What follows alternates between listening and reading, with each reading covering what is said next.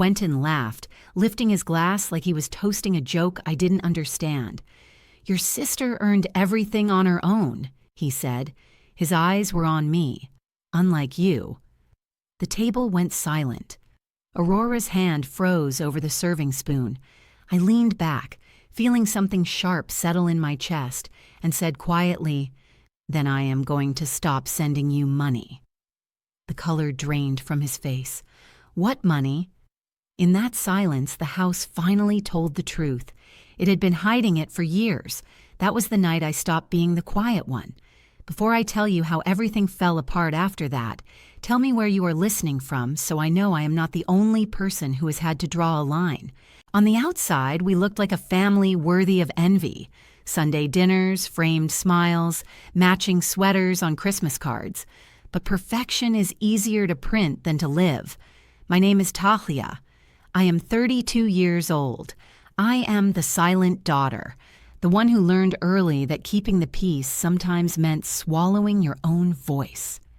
Alara, my sister who was older by 2 years, was the adored one. Teachers loved her, neighbors bragged about her, and my parents treated her achievements like a shared inheritance. My dad, Quentin, ran our house like he ran his old restaurant. Every opinion had to pass through him. Mom, sweet but exhausted, spent years translating his pride into apologies that no one asked for. When the economic crisis hit, the house mortgage started to fall behind. I had just started my job at an architecture firm, barely stable, but I told Mom I would help her until they caught up. 90,000 pesos a month. In silence, with responsibility. Dad refused to use online banking. He didn't trust screens with his money, so I transferred everything to Alara's account. She promised to deliver it in cash or by check. She said it was easier that way.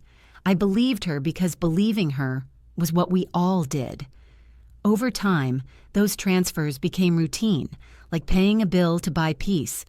Every month I sent the money and waited for a thank you that never came. When Dad mentioned that the mortgage was under control, I felt a little warmth thinking I had helped. Alara would send a text message once in a while. Done. And that was it. Still, something always felt strange. The last time I visited, the house looked more tired than before. Peeling paint, the refrigerator buzzing too loudly. Mom smiled above it all, as she always did. "Alara is helping us manage things," she said. I wanted to believe it. I really wanted to.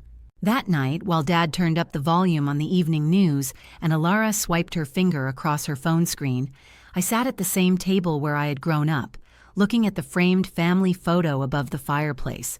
4 smiles, 1 absent truth. If I had looked closer, maybe I would have seen what was coming. The cracks that already crossed our perfect photo. The dinner that night felt like all the previous ones, too polite to be real. The table was set with the good dishes, the ones that only came out on holidays. Mom's rosemary chicken filled the air, the same smell I loved as a child, when silences didn't know how to leave bruises yet.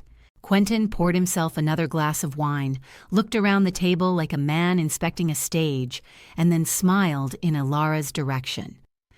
"Your sister really knew how to do it," he said with pride. "She has instinct, ambition." He looked at me when he said it, but the smile wasn't for me. It felt like a splinter under the skin, a familiar edge impossible to ignore. "I'm happy for her," I said, just like I had said all my life. Aurora nodded distractedly, reaching for the mashed potatoes. Her hand shook a little. Quentin laughed, adding, "And all on her own, too, without help." The air changed. The tap of his glass against the table sounded louder than it should have. I could have smiled and let it pass like I always did. Instead, I leaned back in my chair and heard my own voice, low but clear. "Then I am going to stop sending you money." The room froze. Even the hum of the refrigerator seemed to stop. Mom's spoon hung suspended in the air. Alara's fork slipped and hit her plate with a dull scratch. Dad blinked once, twice, before his expression broke. "What money?" he asked. His tone wasn't angry, it was confused, sincere. That was the worst part. I held his gaze. The 90,000 pesos I have been transferring to Alara's account every month for you and Mom since last April. He frowned. You have been what? Mom looked at Alara, her face losing color. Alara. Alara sat up straighter in her chair, her voice brittle. She is exaggerating. There were delays. Some months she sent it late. Every month, I interrupted her quietly. On the first of each one, I have the confirmations. The silence that followed wasn't peaceful. It was surgical. It cut. Quentin turned to Alara again. We never saw a single cent. Alara's jaw tightened. You don't understand. There were expenses, investments. What kind of investment costs 1,800,000 pesos and leaves nothing to show? I asked. Her eyes shone with anger. You wouldn't understand, Talia. You never believe in anything unless it is safe. Believing in family shouldn't be unsafe, I said. Mom's eyes filled up. Her voice trembled. Alara, is it true? Alara looked away. It's complicated. The steam from the food had already gone cold. I stood up, pushing my chair back slowly. Then I guess now it is her problem. Dad's hand gripped the edge of the table. He looked at Alara again, but she didn't hold his gaze. And in that single breath between truth and denial, I knew the house had just changed forever. That night, the house stayed awake. Every wall seemed to breathe with us, restless and heavy. I lay in my old room looking at the ceiling, tracing the faint glow of the plastic stars I had stuck there when I was 16. Down the hall, voices murmured. Mom crying softly, Dad pacing back and forth. Alara's door remained closed. I turned on the lamp and opened my laptop. The habit was already automatic. Checking payments, transfers, account statements, every line looked back at me like an accusation. 90,000 pesos on the first of every month. My own fingerprints on a crime I never wanted to commit. 180,000 in total. Gone. The next morning, Dad was sitting at the kitchen table with his head in his hands. Mom was standing by the window, still in her robe. The coffee was cold. She says it is invested in something, Mom whispered. A company. A company doesn't eat mortgage payments, I said. It eats trust. Dad's jaw set, his eyes red. I will talk to her when she wakes up. But Alara didn't wake up. She was already gone. Her car wasn't in the garage. Her room was empty, except for a cloud of perfume floating like a lie. On the dresser was a single sticky note. Don't exaggerate, I'll fix it. I stared at the words until they became blurry. She isn't going to fix anything, I said. She's running away. Mom started crying again. Broken, small sounds. Dad grabbed his coat, muttering something about going out to find her. I stopped him by the arm. Wait, you can't go chasing her without proof. Let me handle it. He looked at me as if he didn't know whether to trust me or himself. Then he nodded once. That day, I did what Alara never expected. I attacked the problem like a blueprint. I started with the structure, every transaction, every date, every message. Then the weak points where the money changed hands. Every transfer confirmed Alara's account every time. Barrett came over that afternoon, the light of the laptop shining between us. You are digging deep, he said quietly. I have to, I replied. This isn't just about the money. It's about how long she thought she could lie to me and get away with it. He nodded. What is your next step? The bank, I said, and then a lawyer. At the branch, the manager frowned while reviewing the records. All of these were redirected, she said, pointing to Alara's name. The account holder used the funds for private transfers. It seems there is another middleman. To whom? I asked. She hesitated a moment. To a man named Griffin. I felt something inside me click into place. A name, an address, a clue. When I walked out of that bank, the cold January air hit my face like an oath. I tightened my coat and whispered to myself, You wanted to play with trust, Alara. That's fine. Let's see how much the truth costs. 3 nights later, the doorbell rang just after sunrise. I was in the kitchen with Mom, both of us with little sleep and too much silence weighing on us.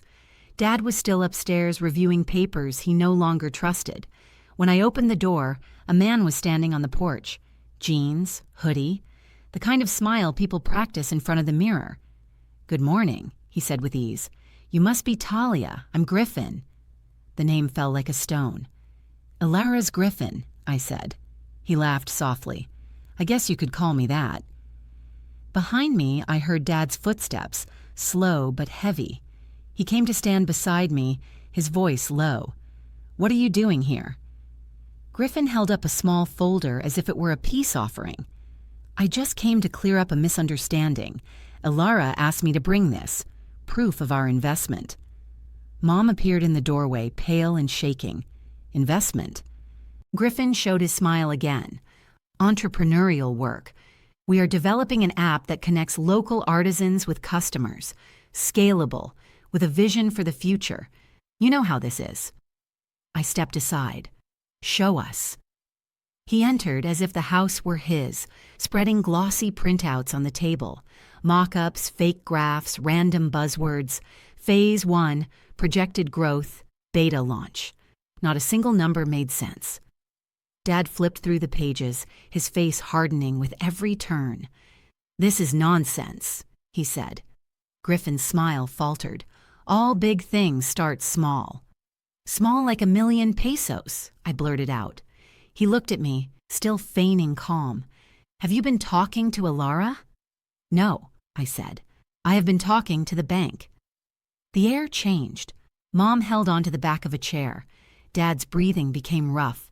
Griffin leaned against the counter, casual again, but with sharp eyes. "You don't understand," he said. "She wanted this. She believed in me." "And you let her believe," I replied, "because she paid your rent." Before he could answer, the sound of tires crunching on gravel filled the silence. I turned toward the window. Ilara's white sedan was pulling into the garage. She got out of the car wearing sunglasses, even though the sky was cloudy. The door opened, and there she was. Perfect hair, perfect coat, expensive. The smile well practiced. When she saw Griffin, her expression broke. "What are you doing here?" Griffin's voice softened instantly. "Love, I told you I was going to fix it." Her jaw tightened. "You weren't supposed to come here." Dad's voice was quiet but deadly. "You took money from your sister. You lied to us." Ilara's eyes went from one to the other. "It's not what you think." "Then explain it," I said, because 1,800,000 pesos disappeared. The mortgage fell behind, and somehow he has a new car. She looked at Griffin. "You said we would double it in a year." His shrug was careless. "Plans change." Plans. Dad's fist hit the table with so much force that the glasses shook. "You stole from your own family." Ilara flinched but still clung to the illusion. "It's not theft. It is an investment. We just needed time." Mom's voice cracked. "We stopped paying because we trusted you." The silence after that was the kind that swallows sounds. I took a step closer to Griffin. "So, what is your real job?" He smiled with a twisted expression. "I am an entrepreneur." "How curious," I said. "Your previous business must think differently. You still owe child support." A tic crossed his face. Ilara turned to me, surprised. "What are you talking about?" I took out my phone and showed her the messages. "The woman with the small child who knocked on our door yesterday. She has been looking for you, Griffin. Looking for him." Ilara's hand went to her mouth. "You lied to me." He sighed like a man tired of the drama. "I didn't lie. I just didn't tell you everything." "It is the same thing," I said. Dad went around the table and stood face to face with him. "You are leaving this house. Now." Griffin's smile disappeared completely. "You can't stop her from seeing me. She is an adult." Ilara's voice shook. "I am not going anywhere with you." He tried to grab her arm, and instinct jumped. I stepped between them. "Don't touch her."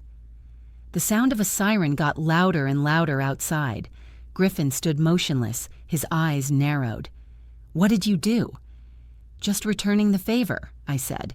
I called the police an hour ago. They are very interested to know where the money went. He backed toward the door while flashing lights painted the walls red and blue. 2 officers entered. "Griffin?" asked one. Griffin tried to laugh. "This is a mistake." But his voice broke when they put the handcuffs on him. Alara collapsed into a chair, her whole body shaking. Dad leaned against the counter, pale and silent. Mom cried with her hands over her face. As they took Griffin away, he turned to me, his voice a whisper made to hurt. "Do you think you won? There will always be another version of me out there." I held his gaze. "Then I hope she also finds someone like me." The door closed behind him. The house exhaled for the first time in months. 2 weeks later, the police called. They had found proof of multiple frauds. 5 women, the same story, the same promises. Griffin had pleaded guilty. The prosecution wanted Alara's testimony to strengthen the case. At first, she refused. "I can't see him again," she whispered. "You already did," I told her, "and you survived." In the courtroom, Alara sat next to me. She spoke slowly but clearly, telling how Griffin convinced her to invest, how he had used my transfers as initial capital. Her hand shook, but her voice held.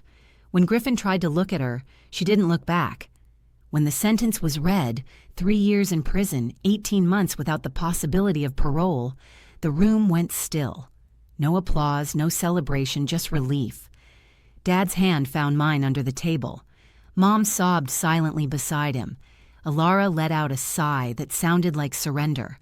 As the bailiff took Griffin away, his last look received no answer. We walked out of that courthouse into a cold, bright light. For the first time, it didn't burn. It felt clean. That night, back home, I stood in the yard with a small box in my hands. Photos, old receipts, some notes he had written. Alara was next to me, her shoulders lighter than I had ever seen them. "Are you sure you want to do this?" I asked. She nodded. "It doesn't mean anything anymore." I lit the match. The flames caught, curling the paper, turning everything he had touched into smoke. We watched it rise into the January sky until nothing was left but ash. Alara whispered, "He took so much from me." I looked at her. "Then make sure he doesn't take even 1 inch more." By spring, she had found a simple job in an office downtown. Mom went back to tending her garden. Dad fixed the porch railing he had ignored for years. The silence that used to hurt now felt almost soft. One afternoon, Alara came to me with a small envelope. Inside was a photo of us as children.